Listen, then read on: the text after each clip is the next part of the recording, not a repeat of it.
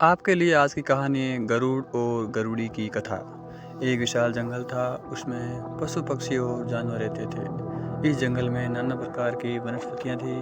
जब वनस्पतियों में फूल आते तब भी वह जंगल सुगंधित हो उठता। फल भी बहुत आते, पक्षी फल फूल खाकर रहते थे। फिर भी कुछ बड़े प्राणी छोटे प्राणियों को मार कर खाते। ये वन न्यायी राजा के राज्य में स्थित था, इसलिए मनुष्य यहाँ शिकार करने नहीं आते थे। कभी राजा राजकाज से ऊपर उठकर घोड़े पर सवार हो जाता और नदी के किनारे बैठकर प्राकृतिक सौंदर्य का आनंद लेता था। नदी का पानी बहता रहता, नदी की मछलियाँ, मेंढक और कछुआ निर्भय होकर घूमते रहते। जंगल के बंदर एक वृक्ष से दूसरे वृक्ष पर उछल कूद करते थे।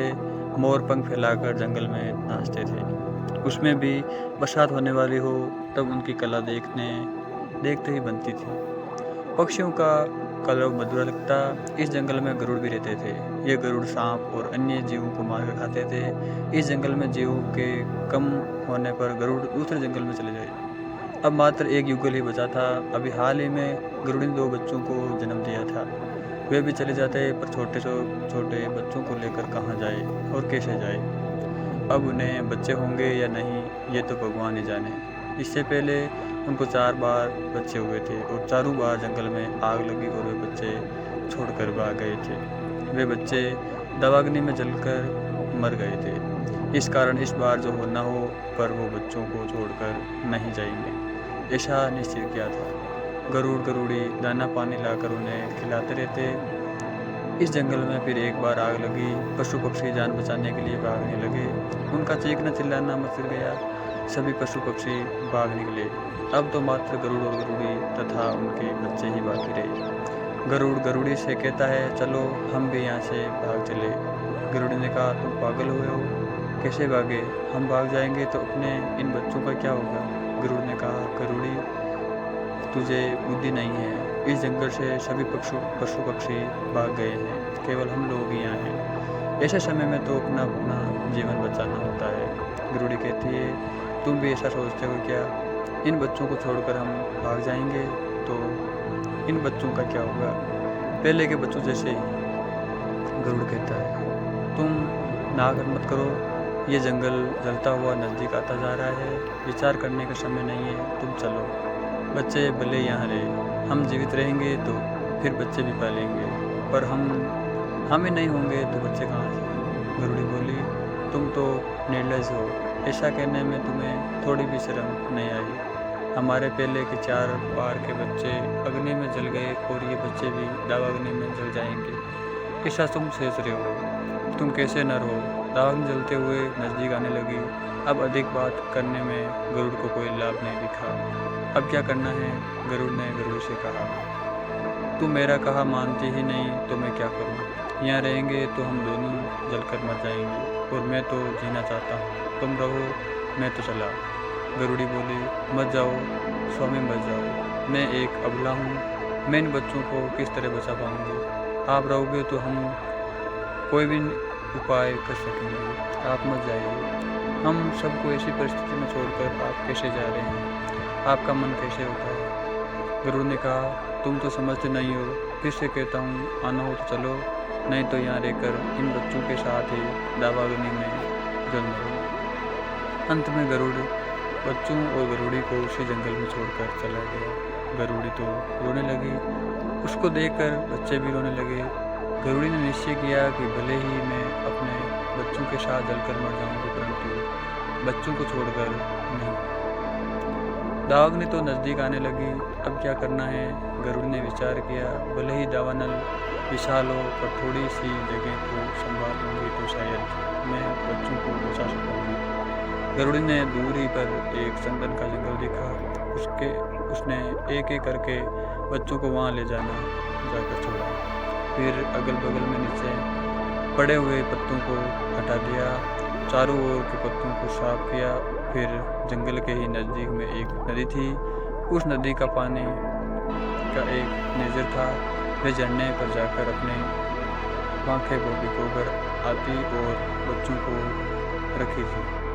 वहाँ उसके पास के दुर्वा की अग्नि पर पंखे झटकारते। वे पानी छींटकर अग्नि को बुझाती अग्नि पर पानी डालकर वे फिर पंखे भिजोती नदी पर जाती। इतने देर में तो अग्नि फिर सुलग उठती। ऐसी भयानक परिस्थिति खड़ी हो गई थी।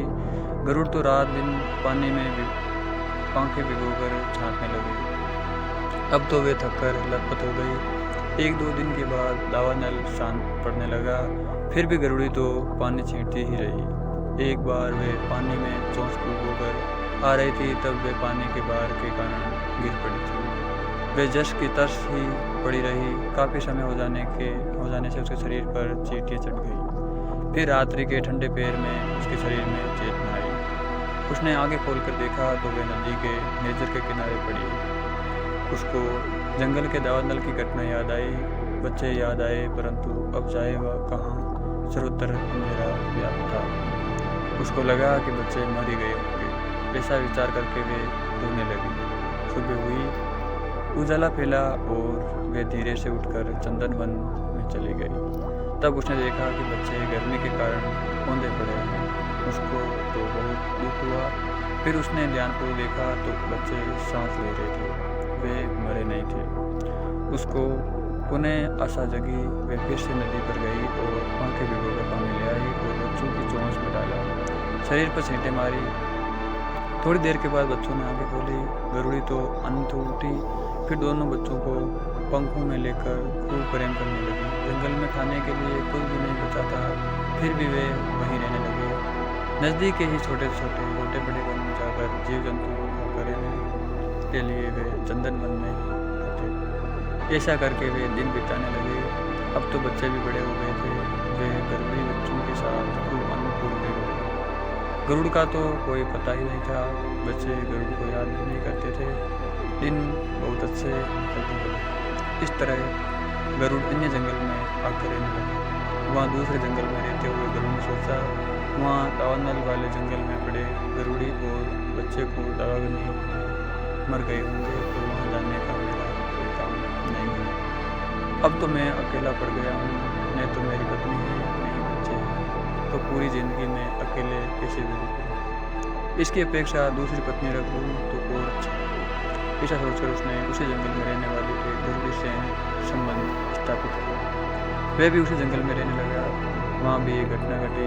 वे जिस गरुड़ी के साथ संबंध बना रहा था, उस गरुड़ी का पति आया। वे गरुड़ी के संबंध के विषय में जाना और वे इस गरुड़ को चोंच मार परेशान करने लगे। एक बार वे गरुड़ और उसके संबंधी गरुड़ों ने इस गरुड़ को दूसरे जंगल में चलने के बहाने ले गए। वहाँ 4-5 गरुड़ों ने इस गरुड़ को चोंच मार वे मर गया है, ऐसा समझकर वे गरुड़ वापस जंगल में आ गए। इसकी खोज खबर लेने वे गरुड़ी नहीं आई। वे क्यों आएगी, अब तो उसका पति आ गया था। गरुड़ पूरे दिन अर्धनग्न हालत में पड़ा रहा। रात बीत गई। दूसरे दिन उसने आंखें खोली। उसको बहुत दुख हुआ, पर क्या करता, वे उसके कर्म का फल था। फिर वे धीरे से उठा और नदी पर गया, पानी पिया और नजदीक में ही स्थित एक चंदन के वृक्ष पर जाकर बैठा। 2-3 दिन वहीं रहा। फिर उसे थोड़ा आराम लगा। अब वे नजदीक के वनों में चलने के लिए जाता था और रहने के लिए वही चंदन के वृक्ष पर लौटा था। वहाँ भी कितने दिन रहता। अब उसके मन में आया कि मेरी असली पत्नी गरुड़ी और बच्चे जीवित है या मर गए, इसका पता तो लगाऊं। ऐसा विचार करके वे जिस जंगल से भागकर गया था, उस जंगल में वापस आया। वहाँ देखा तो उसको कोई नहीं दिखा। उसे लगा कि सचमुच ही मेरी पत्नी और बच्चे दावानल में जलकर मर गए। अब वे उसी जंगल में रहने लगा। एक दिन ऐसा हुआ कि गरुड़ जंगल में जहाँ चलने के लिए आता था, उसी वन में गरुड़ी बच्चों को लेकर चलने आई। गरुड़ ने गरुड़ी को देखा। उसने गरुड़ी को पहचानने का प्रयत्न किया। ये तो मेरी पत्नी जैसी ही लगती है, परंतु बच्चों को वे नहीं पहचान सका। उसको दुविधा हुई कि ये वही है या कोई अन्य गरुड़ी है। वे चुप ही रहा। तो दूसरी तरफ गरुड़ी ने भी गरुड़ पति को देखा, लेकिन उसे लगा कि गरुड़ तो दूसरे वन में गया था, वो यहाँ कैसे आ सकता है। वे तो वहाँ नई पत्नी के साथ मौज करता होगा। ये तो कोई दूसरा ही गरुड़ होगा। गरुड़ अपने ढंग से चलता था तो गरुड़ी और बच्चे अपने ढंग से अलग ही रहकर चलने लगे। एक दिन दोपहर को चंदन के वृक्ष के ही खोखले में गरुड़ के बच्चों ने सांप के एक बच्चे को देखा। फिर सांप का बच्चा गरुड़ों को देखकर खोखल में छिप गया। गरुड़ के बच्चों ने सांप के बच्चे को खोखल से निकाला और उसे चोंच मार मार कर अधमरा कर दिया। सांप का बच्चा भागा और वहाँ से भागकर पीपल के वृक्ष पर चले गया। पीपल के वृक्ष पर ही गरुड़ बैठा था। गरुड़ ने सांप को देखा और उसने चोट मारकर उसे मार डाला। इतनी ही देर में गरुड़ के बच्चे सांप को खोजते हुए वहाँ आए। बच्चों से गरुड़ ने कहा, यह हमारा शिकार है, हमें दे दीजिए। गरुड़ ने बच्चों से कहा, इस शिकार को मैं कैसे वापस दे दूँ? इसको तो मैंने पकड़ा और मारा है। बच्चे बोले, परंतु शिकार तो हमने खोया था। यह हमारे पास से भागकर यहाँ आया है, इसलिए ये शिकार को हमारा ही कहलाएगा, तो हमें दे दीजिए। गरुड़ बोला, नहीं दूंगा, ये मेरा शिकार है। बच्चे बोले, ऐसा नहीं चलेगा, ये हमारा शिकार है, हमें दे दो। शिकार के खाते बच्चों और गरुड़ का झगड़ा हुआ। तभी बच्चों की खोजती हुई गरुड़ी वहाँ आई। गरुड़ी ने गरुड़ से कहा, हम इस शिकार को इन बच्चों ने खोजा है, इसलिए इस शिकार को बच्चों को दे दो। गरुड़ ने कहा, परंतु इस शिकार को मैंने पकड़ा है, तो उन्हें कैसे दे दूँ? गरुड़ ने कहा, पर तुम तो नर हो और ये बच्चे हैं, तुम्हें समझना चाहिए। यदि हम बुजुर्ग ही न समझे तो कैसे चलेगा? गरुड़ ने कहा, मैं नहीं देने वाला, तुम्हें जो करना हो सो करो, पर मैं तो इस शिकार को नहीं दूंगा। गरुड़ ने कहा, हाय रे, तुम्हें क्या कहना? एक तो बच्चों का पिता गरुड़ इन बच्चों को छोड़कर भाग गया, और दूसरी तरफ तुम इनका शिकार नहीं देते। तुम सभी नर एक जैसे ही होते हो। गरुड़ ने पूछा, इनके पिता इन्हें छोड़कर कहाँ गए? गरुड़ ने पूरी बात कह सुनाई। गरुड़ ये बात जानकर बहुत खुश हुआ। उसके मन में आया, ये तो मेरे ही बच्चे हैं, मेरे ही बच्चे हैं, और गरुड़ी मेरी पत्नी है। मैं समझता था वे सब मिथ्या निकला, वे सब दावानल में मरे नहीं, जीवित ही है। फिर गरुड़ ने कहा, तुम्हारा पति तो मैं ही हूँ। गरुड़ी कहती है, मेरे पति तुम नहीं, तुम तो अलग ही दिखते हो। गरुड़ी की बातें चल रही थी कि तब बच्चे शिकार लेकर भाग गए। फिर गरुड़ ने अपनी सब बातें गरुड़ी को कह सुनाई। उसको सुनकर गरुड़ी बोली, भले पहले कि तुम मेरे पति होंगे, पर अभी मेरे पति नहीं है। यदि तुम मेरे पति ही होते तो दावानल में हमें छोड़कर नहीं भाग होते। तुम मेरे पति नहीं और इन बच्चों के पिताजी भी नहीं, तुम्हारे और हमारे बीच कोई रिश्ता नहीं है। फिर गरुड़ी बच्चों को लेकर वहाँ से निकल गई और चंदन वन में आ गई। गरुड़ वहाँ से आकर उसके पास ही थोड़ी दूर पर रात को रहा। सुबह फिर वह गरुड़ी के पास गया। बच्चे इधर उधर चलते हुए खेल रहे थे। वो बच्चों के पास जाकर लाड प्यार करने लगा। बच्चे गरुड़ को देखकर दूर भागने लगे। गरुड़ी ने कहा, तुम्हें यहाँ आने की जरूरत नहीं है, तुम मेरे पति नहीं हो। गरुड़ ने कहा, मैं तेरा पति हूँ, तू नहीं समझती। गरुड़ वहाँ पास में जाकर गरुड़ी को फुसलाने लगा, लेकिन गरुड़ी उसको स्वीकारती नहीं थी। बाद में गरुड़ ने कहा, भले तुम मुझको स्वीकार नहीं करो, अपने घर नहीं रखो, परंतु मेरे बच्चे तो ले दो। गरुड़ की मांग सुनकर दूर खींच गई। तुम्हारे बच्चे होते तो तुम उन्हें छोड़कर भाग नहीं गए होते। उन्हें किस तरह से बचाना है वे मुझको भी पता है। सूर्य चंद्र उसके साक्षी है। गरुड़ ने कहा, तुम चाहे जो करो, परंतु मेरे बच्चे को मुझे सौंप दो। गरुड़ी उसको बच्चे नहीं देती है। गरुड़ बोला, तुम मुझे मेरे बच्चों को नहीं दोगी तो मैं राजा के पास न्याय के लिए जाऊँगा। गरुड़ ने कहा, तुम चाहे जिस राजा के पास जाओ और चाहे जो करो, परंतु मैं तो बच्चों को नहीं दूँगा। फिर तो गरुड़ राजा की नगरी में जाकर न्यायी राजा से मिला और पत्नी और बच्चों से जुड़ी सभी बातें कह सुनाई। न्यायी राजा ने कहा, गरुड़, तुम कल गरुड़ी और बच्चों को लेकर दरबार में। गरुड़ फिर से चंदनवन में गया और गरुड़ से बोला, तुझको कल बच्चों के साथ न्यायी राजा ने दरबार में बुलाया। गरुड़ी बोली, कोई बात नहीं, मैं कल बच्चों को लेकर दरबार में आऊँ। राजा के आदेश का अनादर नहीं कर सकती। गरुड़ ने माना कि यदि इतनी तकलीफें उठाकर बच्चों को दावानल से बचाया है, तो छोटे से बड़ा किया है, ये सब बातें राजा को कह सुनाऊंगी तो राजा बच्चों को गरुड़ को नहीं देगा, लेकिन बदले में उसको दंड देंगे। दूसरे दिन गरुड़ी बच्चों को लेकर न्यायी राजा के दरबार में गई। गरुड़ भी वहाँ आया और दरबार में गया। राजा ने न्याय का काम आरंभ किया। राजा ने कहा, गरुड़ी, ये गरुड़ तेरा पति है। गरुड़ी ने कहा, मुझको पूरा विश्वास तो नहीं है, पर उसकी बात से लगता है कि वे मेरा पति होगा। राजा ने कहा, और ये बच्चे तुम्हारे हैं? गरुड़ बोली, हाँ महाराज, ये बच्चे मेरे ही हैं। राजा ने गरुड़ से पूछा, तुम्हारे गृह संस्कार में ऐसा क्यों हुआ? गरुड़ ने कहा, महाराज, मैं बाहर के अन्य जंगल में चलने के लिए गया था, तब जंगल में दावनल लगा था। मुझको लगा कि वहाँ तेरी पत्नी, गरुड़ी और बच्चे अग्नि में जलकर मर गए हैं, इसलिए मैं वहीं दूसरे जंगल में रुक गया था। फिर न्यायी राजा ने गरुड़ी से पूछा, क्या गरुड़ ठीक कह रहा है? ये बात सच है? गरुड़ी बोली, महाराज, गरुड़ झूठ बोल रहा है। दरअसल सच बात तो हो रही है। गरुड़ी ने जंगल में दावने लगी, तब से बात शुरू करके बच्चों पर से झगड़े होने और बच्चों के गरुड़ की मांग तक की बात राजा को पेश हुई। गरुड़ी की बात सुनकर राजा ने सिर हिलाया। राजा ने कहा, गरुड़, अब तुम गरुड़ी को साथ रखोगे? गरुड़ ने कहा, हाँ महाराज, मैं अब भी गरुड़ी और बच्चों को अपने साथ रखने को तैयार हूँ, कारण वे मेरी पत्नी है और अपने बच्चों के बिना तो मेरा जीवन व्यर्थ है। फिर राजा ने गरुड़ी से पूछा, गरुड़ी, तुम गरुड़ के साथ रहोगी? गरुड़ ने कहा, मैं कैसे जाऊँ? दावा न लगा, तब हमको छोड़कर भाग गए थे, तो अब इनका क्या भरोसा? मेरा और बच्चों का तो ये नया जन्म हुआ है। राजा ने कहा, गरुड़ी तो तुम्हारे साथ रहने को तैयार नहीं है, तो तुम क्या करोगे? गरुड़ ने कहा, महाराज, गरुड़ी नहीं आए तो कोई बात नहीं, परंतु मेरे बच्चे मुझको मिलने चाहिए। गरुड़ी बोली, महाराज, मैं किस तरह से इन्हें बच्चों को सौंप सकती हूँ? उनको मैंने जन्म दिया है, दावनल से बचाया है, छोटे से बड़ा मैंने किया है, तो इनको क्यों दे दूँ?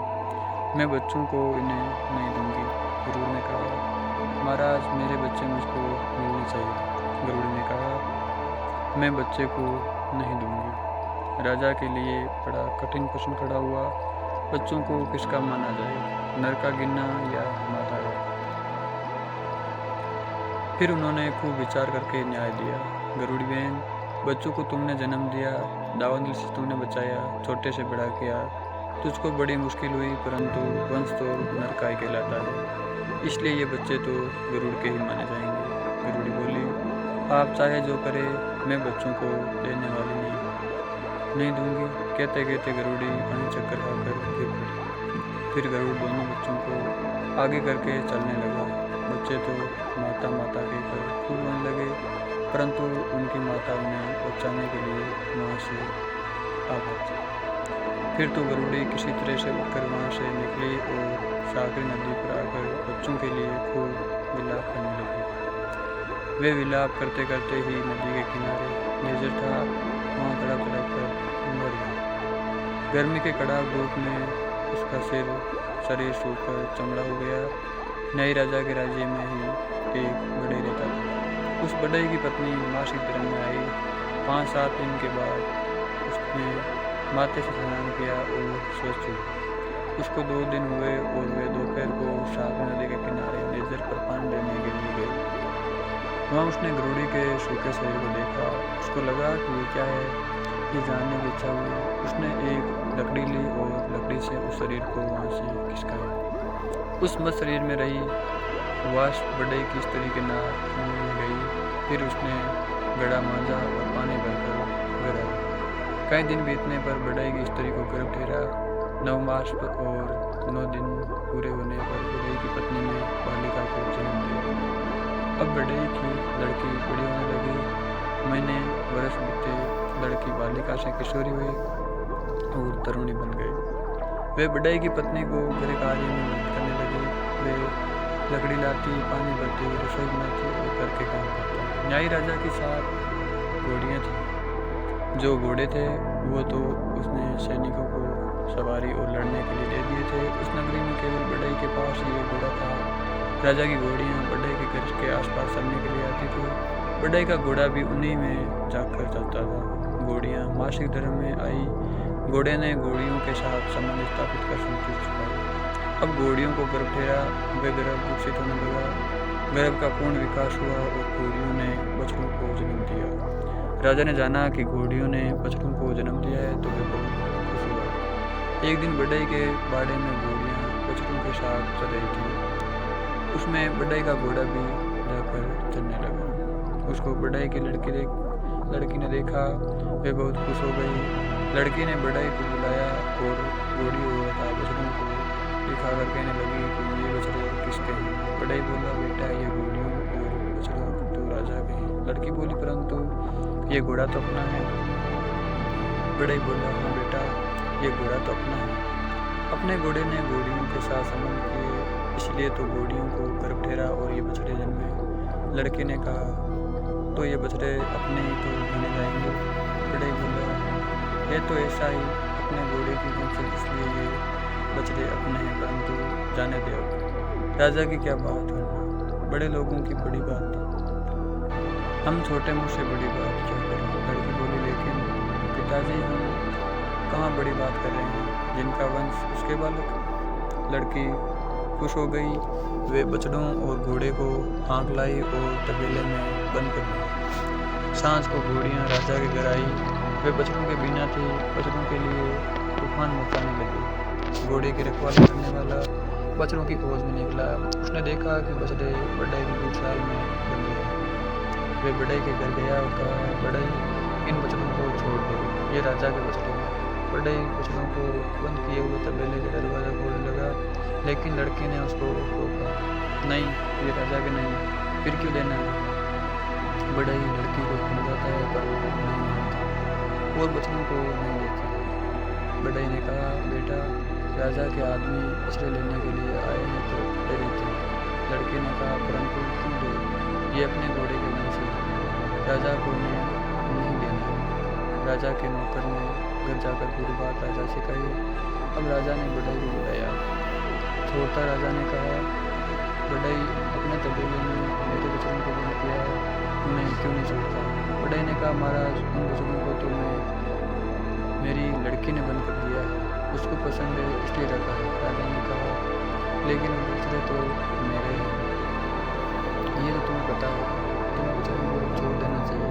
बढ़ई बोला, उस पागल लड़की को मैंने कितनी बार समझाया पर वे समझने के लिए तैयार नहीं है। राजा ने कहा, इन सिपाहियों को लेकर जाओ और लड़की को धमकी देकर बछड़ों को छोड़ दो। बढ़ई के साथ सिपाही बढ़ई के घर आए। लड़की तबेले के दरवाजे के पास ही थी। बढ़ई ने लड़की को समझाया कि हम बछड़ों को छोड़ दें, परंतु वे मानने को तैयार नहीं थे। सिपाहियों ने लड़की को धमकाया, राजा का पेट दिखाया, फिर भी वे एक से दो नहीं हुए। फिर वे सिपाही वापस आए और राजा से सारी बात कही। राजा ने कहा, ठीक है, कल दरबार में उस लड़की को हाजिर करो। दूसरे दरबार लगा, लड़की को दरबार में बुलाया। लड़की ने बछड़ों को आंक कर दरबार में लिया, बछड़ों को बांध दिया। वे सभा में जा बैठी। राजा ने कहा, अगली लड़की तुम ये। लड़की बोली, महाराज आप कैसे कह सकते हैं कि मैं पागल हूँ। राजा ने कहा, पागल नहीं तो क्या चतुर हो। राजा के बछड़ों को अपने घर बांध रखा, उन्हें लेने आए तो भी उन्हें दिया।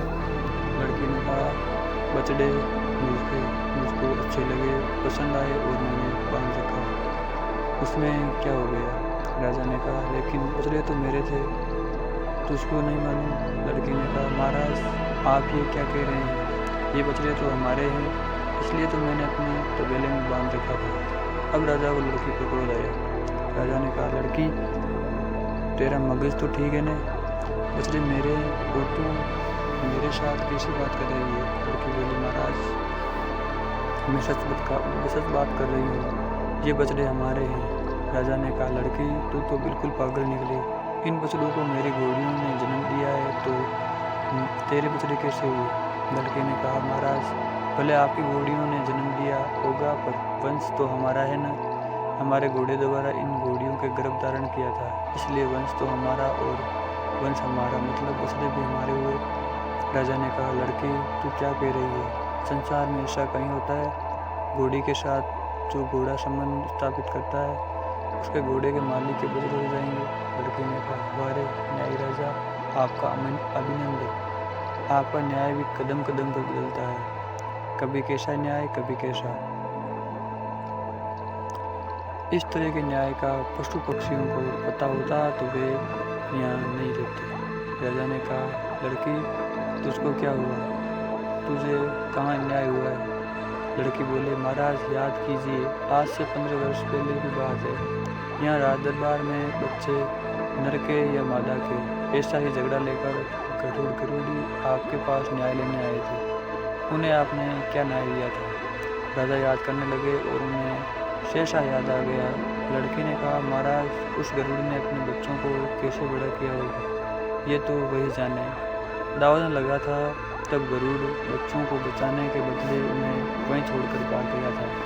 फिर बच्चे मेरे हैं कहकर गरुड़ से मांगा, परंतु गरुड़ ने बच्चे नहीं दिए।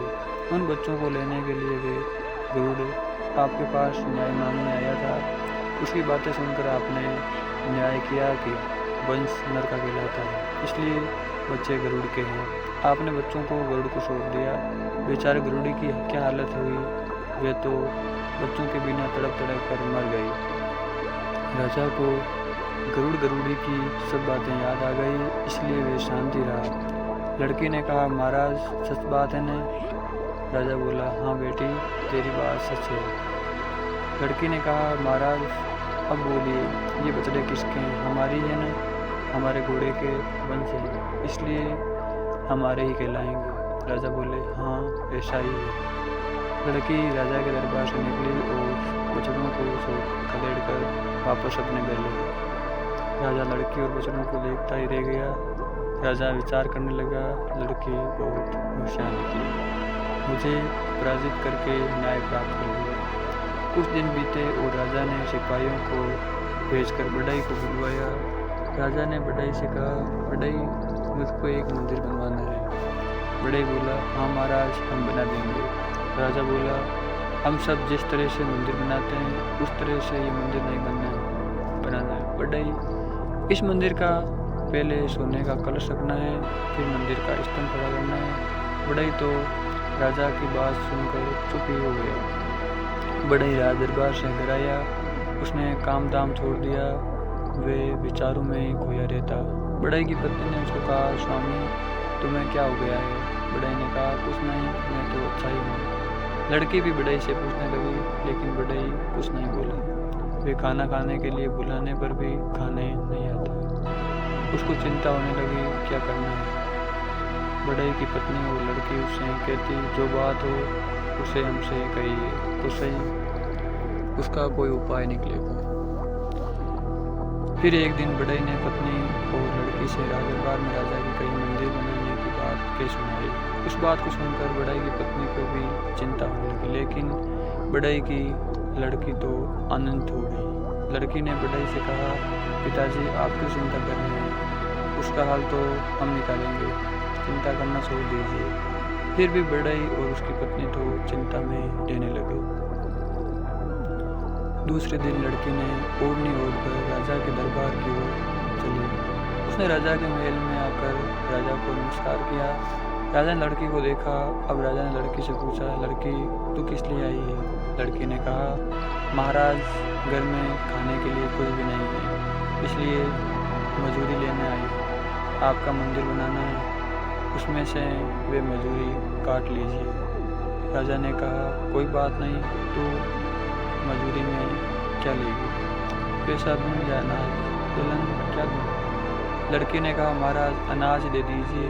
राजा बोला, अनाज में क्या लोगी? कोदू, सावा, धान, ज्वार, बाजरा क्या लेगी? लड़की ने कहा, महाराज सावा की भी मजूरी दीजिए। राजा ने नौकर को बुलाया और कहा, इस लड़की को सावा की मजूरी एक मखना भर दे दो। नौकर लड़की को लेकर गोदाम में गया। वहाँ लड़की ने मजूरी लेने के लिए और निकल आई। नौकर ने तगाड़े में सावा निकाल कर मजूरी देने के लिए मखना ले आया और बनाया। तब लड़की ने नौकर से कहा, मुझको मजूरी तुम देने वाले हो? नौकर ने कहा, तो कौन राजा देगी? लड़की ने कहा, मैं तो तुम्हारे हाथ की मजदूरी नहीं लूँगी, राजा अपने हाथ से मुझे देंगे तो ही लूँगी। नौकर ने बहुत समझाया कि राजा तो किसी को अपने हाथ से मजदूरी नहीं देते, उन लोगों को ही देने के लिए कहते हैं, ये सब काम तो हमको ही करना पड़ता है, इसलिए तो हम नौकर है। लेकिन लड़की नहीं मानी, उसने तो हट ही पकड़ ली कि तुम चाहे जो करो, सो पर मैं तो राजा के हाथ से ही मजदूरी लेने वाली हूँ। फिर नौकर जाकर राजा से बात करता है कि लड़की मेरे हाथ से मजदूरी नहीं ले रही है, वो तो आपके हाथ से ही मजदूरी लेने कहती है। राजा ने कहा, ठीक है, उसे मेरे हाथ से मजदूरी चाहिए तो मैं उसको मजदूरी दूँगा। फिर राजा आया और सावन से अपने घर पर लड़की को ओढ़ने में खाली करने लगा।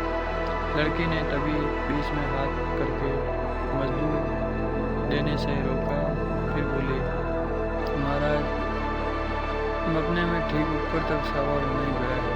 राजा ने मपना खाली करके फिर से भरा और ओढ़नी में खाली करने को तैयार हो। तब फिर लड़की ने हाथ से रोका और बोली, महाराज, मपना ऊपर तक ठीक से भर गया, परंतु ऊपर की पत्ती बदलनी पड़ेगी। राजा ने पूछा, कैसी पत्ती? लड़की ने कहा, महाराज, पहले मपने का ऊपरी भाग भरना चाहिए, फिर मपने में अनाज होना चाहिए। ऐसा काम नौकर से नहीं होता, इसलिए तो मुझे आपको बुलाना पड़ा। राजा ने कहा, मेरा बाप ऐसा करता है। लड़की, तू तो पागल गई, कहीं ऐसा देखा है कि पहले मपना का ऊपरी भाग आए फिर मपने में अनाज बताओ? लड़की ने कहा, सब हो सकता है, आपको ऐसा करना नहीं है तो पाना क्यों कर रहे हैं? राजा बोले, लड़की, ऐसा कभी नहीं होता। लड़की ने कहा, महाराज, हो सकता है, ऐसा क्यों नहीं हो सकता?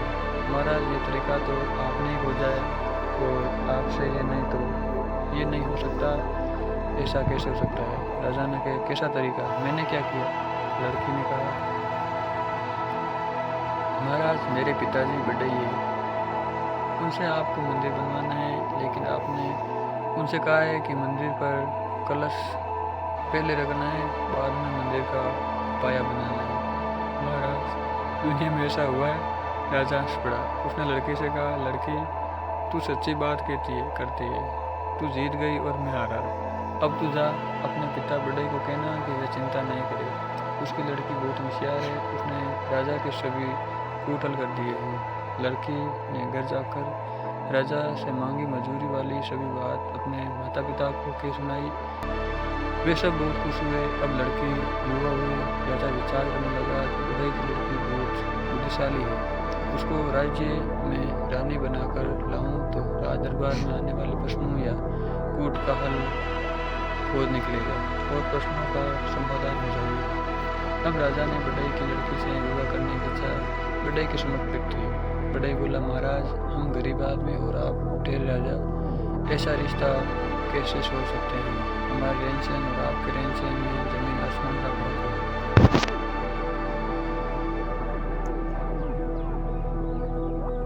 आपका राजमहल और हमारे झोंपड़े में रहने वाली लड़की कैसे संभाल सकेगी? ऐसा कुछ नहीं होने वाला है। महाराज, ये विचार आप छोड़ दीजिए, बात आप तक ही रहने दें। राजा को बढ़ई ने बहुत समझाया, पर राजा मानने को तैयार नहीं हुआ। वे तो कहता था, चाहे जो भी हो, मैं तुम्हारी लड़की के साथ ही विवाह करूंगा। फिर बढ़ई वहाँ से घर आया और राजा के साथ हुई सभी बातें पत्नी और लड़की को कह सुनाई। लड़की ने ये बात नकार दी, फिर भी बढ़ई लड़की को भी समझाने लगा। लड़की ने बढ़ई से कहा, पिताजी, आप चिंता मत कीजिए, इसका समाधान भी हम निकाल देंगे। दूसरे दिन बढ़ई की लड़की राजा के महल में गई और राजा से मिली। वे लड़की राजा से बोली, महाराज, आपके साथ में विवाह जरूर करूंगी, परंतु इससे पहले मैं जो कहूँगी उसके अनुसार आपको करना होगा। राजा ने कहा, ठीक है, तुम जैसा कहोगी वैसा करने के लिए मैं तैयार हूँ। लड़की ने कहा, महाराज, ये आपका महल है, उसके मुख्य दरवाजे के पास एक चौरस दरवाज़ा बनवाना, उसकी दीवार बनाकर उसमें तुलसी का पौधा रोपना, उस पर साफ पीले कपड़े का टुकड़ा ढक देना, उसके अगल बगल में गोबर से लीपने के बाद वहाँ धूप अगरबत्ती दिया कर देना। दिए में तेल ख़त्म नहीं होना चाहिए। फिर रात होगी तब वहाँ आप खाट बिछा कर सो जाना। दूसरे दिन लड़की ने कहा था, उसके अनुसार राजा ने तैयारी की। सांझ को वे वहाँ खटिया बिछाकर सोया। रात्रि के 2 पहर व्यतीत हो गए। अब मध्यरात्रि हुई और राजा की खाट आकाश में उड़ने लगी। वे स्वर्ग में गया और वहाँ रुका। वहाँ राजा देखने लगा तो उसके माता पिता सोने के हिंडोले के किनारे आ गए हैं। उनका आसन डोलने लगा है, वे अब नीचे गिर जाएंगे, ऐसा लगने लगता है। राजा नीचे देखता है तो नीचे तो नरक दिखता है। उसमें छोटे बड़े कीड़े एक दूसरे पर चलते हुए और मेला खाते हुए दिखते हैं। ऐसा देख राजा जल्दी जल्दी माता पिता को पकड़ने के लिए हाथ बढ़ाता है और चिल्ला उठता है। राजा जग गया और देखता है तो वे तो नीचे पलंग पर ही सो रहा है। उसे लगा ये स्वप्न था या सच बात थी। राजा को कुछ समझ नहीं आया। उसने दूसरे दिन बढ़ई की लड़की राजा के पास आई और देखा तो उसने कहा था वैसा ही किया था। उसने राजा से कहा, महाराज मैंने कहा था उसी अनुसार किया दिख रहा है, परंतु मैंने कहा था कि उसी तरह से आप सोए थे। राजा ने कहा, हाँ मैंने जैसा तुमने कहा था उसके अनुसार ही सोया। लड़की ने कहा, हाँ तो आपको क्या अनुभव हुआ? राजा ने रात का जो अनुभव हुआ किया था वे सभी बातें लड़की से कह सुनाई। लड़के ने कहा, महाराज आज भी आप वहीं सोना, पर आज आप मन को साफ रखिएगा। आज आपको मेरे प्रति ऐसा भाव रखना है कि मैं आपकी छोटी बहन हूँ। राजा ने कहा, ठीक है, आज मैं ऐसी भावना रखकर सोऊंगा। दूसरे दिन रात हुई। राजा पलंग पर सोया। रात्रि के 2 पहर बीते। मध्यरात्रि हुई और राजा की खाट आकाश में उड़ने लगी और वे सो गया। वहाँ रुका। वहाँ राजा देखता है तो उसके माता पिता सोने के झूले पर झूल रहे थे। वे पान खाते दिखे। वहाँ से वे बहुत आनंद में हैं। उनके अगल बगल में फूल ही फूल खिलते दिखते हैं। वे नीचे देखता है तो नीचे भी सुंदर बगीचा है। उस बाग में फूल महक रहे हैं। ये सब उसने देखा। राजा ये सब देख आनंद उठा। फिर वे जा गया। वो देखता है कि उसकी खाट तो नीचे ज़मीन पर महल के आंगन में ही है। आज तो राजा बहुत खुश है। सुबह लड़की राजा के महल में आई और राजा से रात्रि को क्या अनुभव हुआ उस विषय में पूछने लगी। रात में जो अनुभव हुआ वे सभी अनुभव राजा ने लड़की से कह सुनाई। इसे सुनकर लड़की ने राजा को कहा, महाराज पहली रात को आप मेरे प्रति पत्नी का भाव रखे थे, मुझे ब्याहेंगे इस भाव से आप वहाँ सोए थे, इसलिए आपको स्वर्ग में आपके माता पिता झूले के किनारे बैठे हुए अभी गिर पड़ेंगे या फिर गिरेंगे और वे नीचे गिरेंगे तो सीधे नरक में जाएंगे। यहाँ कीड़े नरक खाकर रहते हैं। माता पिता की ऐसी स्थिति आपको दिखाई दी। अपने माता पिता को दुखी होते हुए आपने देखा, जबकि दूसरे दिन आपका मेरे प्रति भाव पवित्र था। आपने अपने मन में मुझको बहन मान लिया और बहन का भाव पवित्र भाव होता है, इसलिए मन में कोई खराब विचार नहीं आया और इसी कारण दूसरे दिन रात को आपके माता पिता स्वर्ग में झूले पर बैठे झूलते हुए और पान मसाला का मुखवास करते आनंद मुद्रा में दिखाई दिए। उनको बगीचे में फूलों की सुगंधित भी मिली। ऐसा लगा इस तरह वो सुखी दिखे। महाराज इस प्रकार के पवित्र भाव के कारण आपको ये सुखद अनुभव हुआ, इसलिए हे महाराज आप मेरे साथ विवाह नहीं करेंगे। यदि करेंगे तो आपके माता पिता दुखी होंगे। राजा ने लड़की की बात मान ली। बढ़ई की लड़की अपनी ही छोटी बहन है, ऐसा पवित्र भाव रखा। फिर बढ़ई की लड़की को बढ़ई और बढ़ई की पत्नी को उन्होंने अपने ही माता पिता है इस भाव से उनको राजमहल में बुलाकर साथ में रखा और फिर खा पी कर प्रजा का लोक का कल्याण किया। अगर आपको हमारी ये कहानी अच्छी लगी हो तो लाइक करें, शेयर करें और कमेंट ज़रूर करें, ताकि हम आपके लिए और ऐसी ही कहानियाँ बनाएं और हमारे चैनल को सब्सक्राइब ज़रूर करें। धन्यवाद।